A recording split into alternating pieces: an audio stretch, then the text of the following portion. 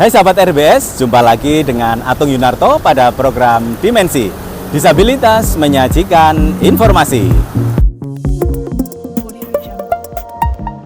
Pada program kali ini saya akan menyusuri beberapa jalur pedestrian di kota Surabaya. Ikuti terus Dimensi.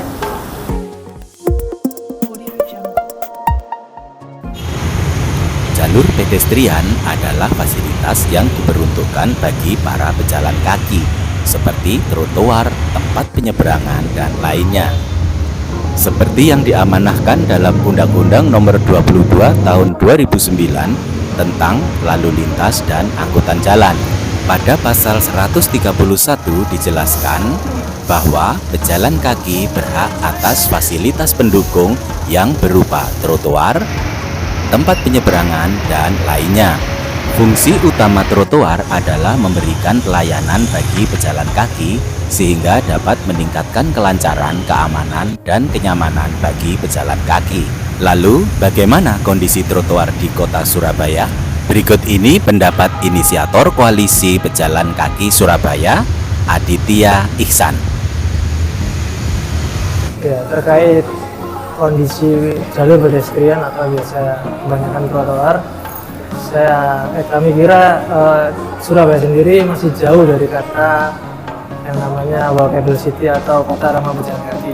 Dan kondisi lapangannya, jalur pedestrian itu masih jauh dari kata ramah karena ada beberapa faktor yang tidak tercukupi. Yang pertama adalah faktor lengkap. Jadi kondisi pedestrian biasanya itu tidak lengkap jalurnya, jadi potong-potong. Jadi kayak jalan satu itu tidak nyambung dengan jalan kedua. Jadi ketemu di pojok itu udah nggak ada trotoar bersih. Dan di ujung trotoar biasanya itu kalau nggak ketemu warung, kalau nggak ketemu saluran air yang nggak ada penutupnya, atau nggak tiang, nah itu sangat berbahaya. Yang kedua itu tidak aman. Tidak amannya itu ketika saat hujan turun, pemilihan materialnya itu masih sangat licin. Jadi ketika kita menggunakan alas kaki yang mengakomodir untuk jatuh saat hujan itu akan terjadi.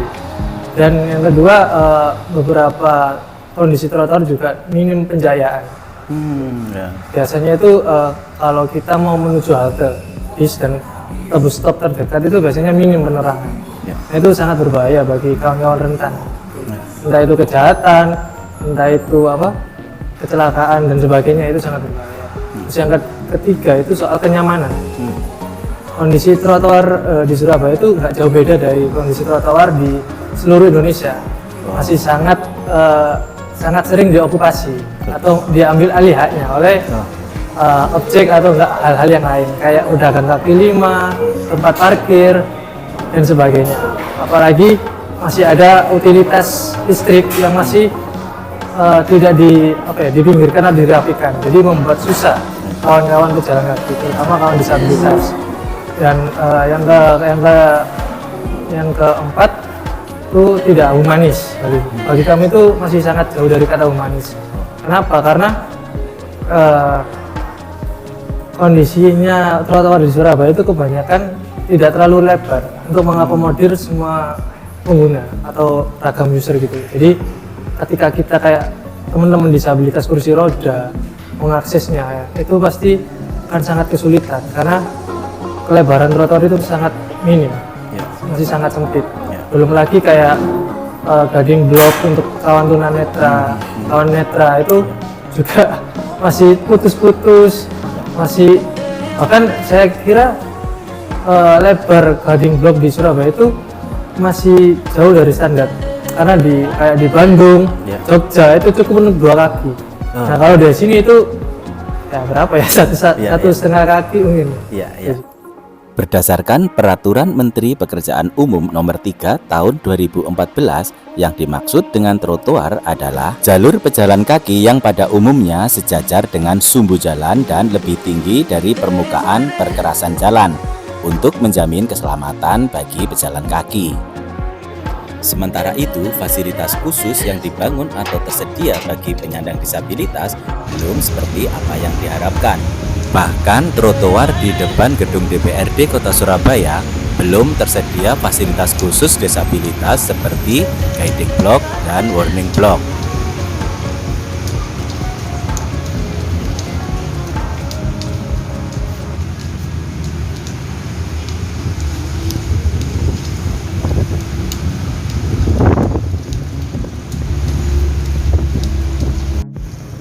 Sementara itu, di salah satu stasiun trotoar yang tersedia belum dilengkapi oleh guiding block ataupun warning block.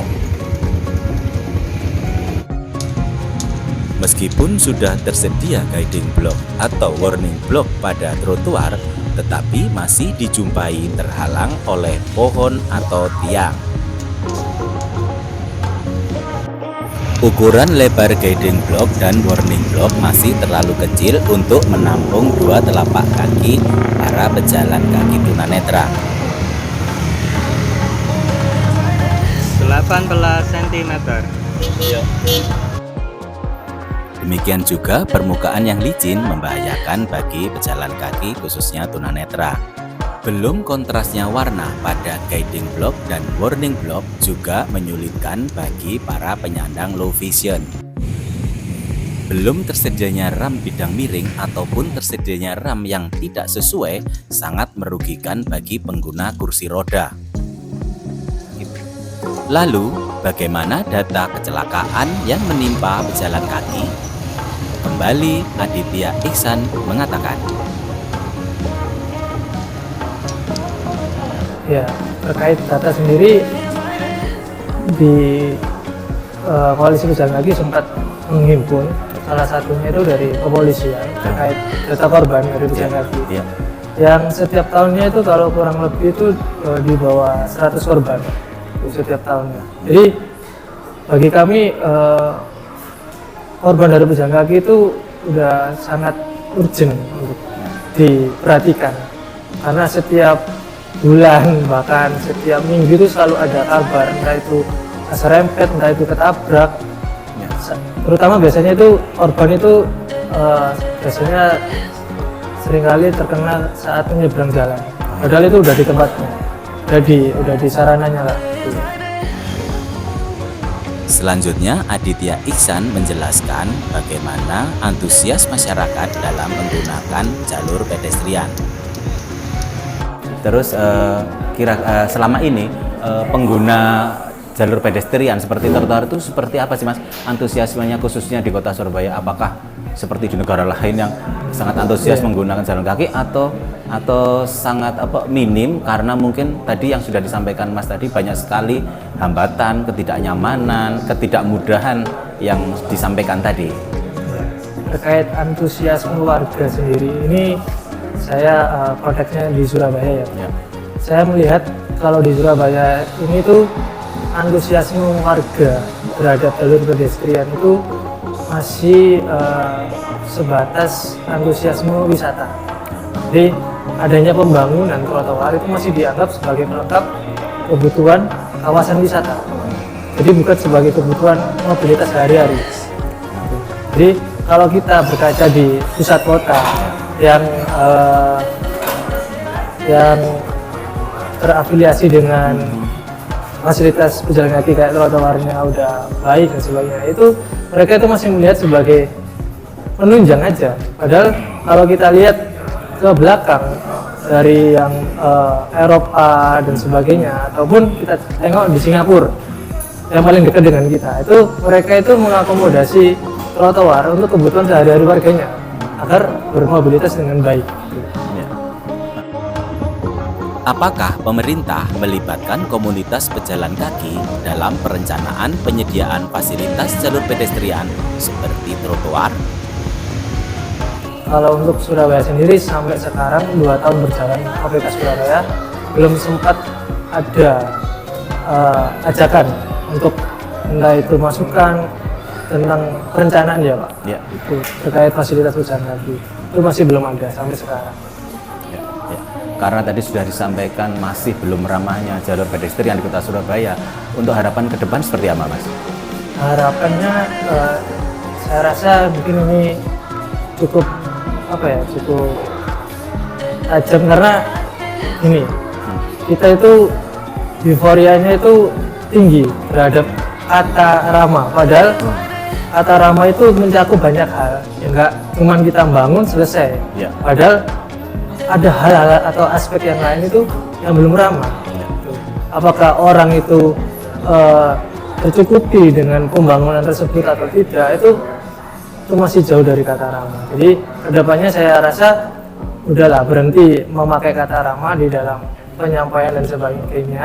Kalau di kondisi lapangan itu masih jauh dari kata tersebut. Alangkah baiknya kita fokus membenahi entah itu perencanaan, pembangunan, perawatan, bahkan penegakan. Itu kita harus fokus di sana daripada kita mati-matian untuk mengklaim kata ramah tersebut. Sahabat RBS, jangan lupa like dan subscribe di channel YouTube Radio Braille Surabaya.